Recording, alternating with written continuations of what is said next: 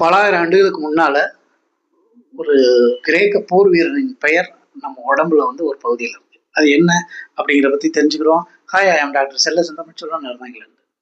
அது என்ன, எந்த இடம்னு பாக்குறீங்களா? அதாவது நம்ம காலுடைய பின்புறம்.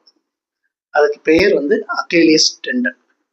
இந்த அக்கேலியஸ் டெண்டன் வந்து அனாட்டமி படி பார்த்தீங்கன்னா கேஸ்ட்ரானிமஸும் சோலியஸும் மசில் இருக்கு பார்த்தீங்கன்னா, அந்த மசில் வந்து கல்கேனியஸ்ல வந்து சேரும்.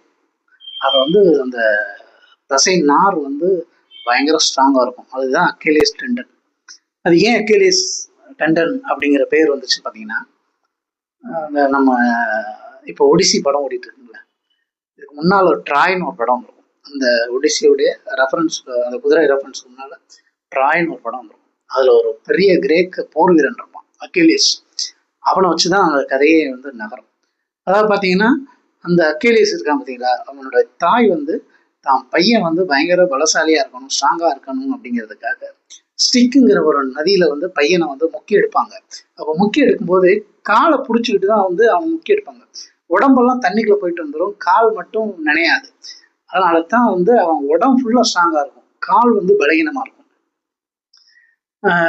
இதே வந்து நம்ம என்ன சொல்லுவோம்னா, மறைக்கப்பட்ட பலகீனத்தை வந்து அக்கேலியஸ் ஹீல் அப்படின்னு நம்ம சொல்லுவோம்.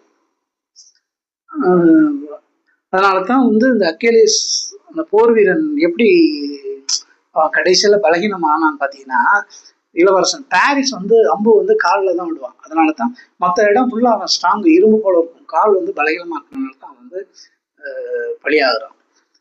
இது வந்து அந்த ஹோமர் எழுத இல்டியாஸ் இருக்கு பார்த்தீங்களா, அதில் வந்து இருக்காது. ஆனால் அதன் பிறகு வந்த புக்கில் வந்து இந்த புராணத்தை வந்து அப்படியே மேக் பண்ணி இந்த வந்து இந்த ஹீல் பற்றி பேசியிருப்பாங்க. அதனுடைய பெயர் தான், அந்த பலகீனமான இடத்த தான் நம்ம வந்து அந்த தசைநார் இருக்கு பார்த்தீங்களா, அதுக்காகத்தான் அந்த அக்கேலியஸ் டெண்டன் அப்படிங்கிற அந்த தசைநார் நமக்கு வந்து வந்துச்சு. அதாவது பார்த்தீங்கன்னா, பிராணமும் சயின்ஸும் ஒன்றா சேர்ந்து உருவானதோட நம்ம இதை சொல்லலாம். வாங்க, இனி அடுத்த பதிவில் பார்ப்போம். நன்றி, வணக்கம்.